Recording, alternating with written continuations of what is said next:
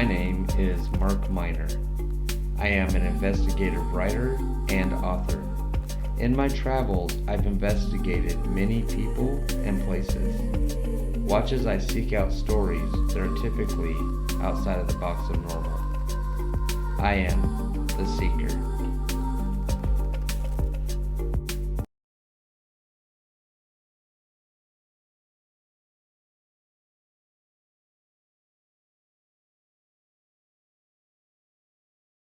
Hi, guys. Welcome back to another episode. And we're going to cover another murder episode here. This one is in Portland, Oregon. So, on the morning of January 17th, 1994, a customer entered the Leathers Oil Company gas station and discovered the bodies of three employees: Virginia K. Endicott, Rosalie Faye Gertz, and Mary Beth Carey. Faye Gertz was the mother-in-law of Carey. Approximately $9,000 was taken from the station's safe and cash register. Law enforcement determined that the victims had been taken into the storage garage of the station at gunpoint and ordered to lie face down on the floor before each was shot in the back of the head, execution style. Pretty brutal. That's a pretty brutal thing. I mean, all he had to do was, this thief had to just take the money and just run, but he had to kill three people. So a break in the case came on February 10th of 1994 when an informant called law enforcement with a lead. Law enforcement received Thies's name the next day. His southeast Portland, Oregon apartment was searched by law enforcement 2 days later. On February 16th, 1994, a Multnomah County judge signed an arrest warrant accusing Thies of 3 counts of aggravated murder, but law enforcement were unable to locate him. A federal warrant was issued the following day, claiming Thies fled to Idaho to avoid prosecution. Thies disappeared on February 9th, according to the federal warrant's supporting complaint. His friend, 23-year-old Lori Stevens, and cousin, 20-year-old Lawrence Scherf, were questioned by law enforcement in early February of that year. In an effort to locate Thies, notable physical details about his appearance were released to the public. Specifically, a distinctive tattoo of a Black Panther on his abdomen. In a flyer published by the Federal Bureau of Investigation 1994, it was noted that Thies may have used the alias Tyrone Walter Crozier. So Stevens was arrested on April 13th, 1994, and charged with felony murder for driving the getaway vehicle from the crime scene. Scherf, who was also in the vehicle, was arrested 2 days later. According to Stevens' husband, she had driven both men to the gas station on the morning of the murders, but was unaware that Thies intended to rob the station. Stevens and Scherf remained in the vehicle while Thies entered and exited the station. Despite this, Stevens pleaded guilty to her charges on October 18, 1994. Both Stevens and Scherf were convicted and served 10 years in prison for their roles in the murders.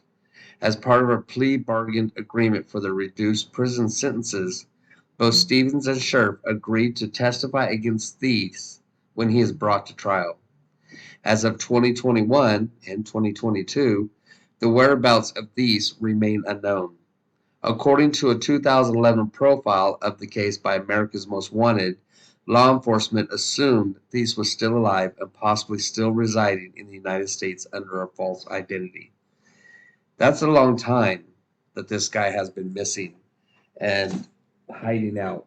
So if you happen to see this guy or see anybody with the Black Panther tattoo on their abdomen, then please report it to either the FBI or the Portland Police Department. I know that this is a kind of a short video, or episode, I should say, but I found this case really interesting on the fact that when all three decided to go to this gas station, I don't think that the other two, Stevens and Scherf, knew what was happening. I think Thies did.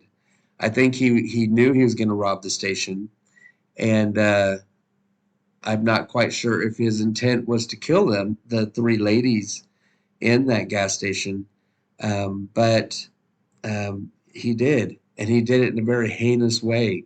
I mean, it almost seemed premeditated that he knew.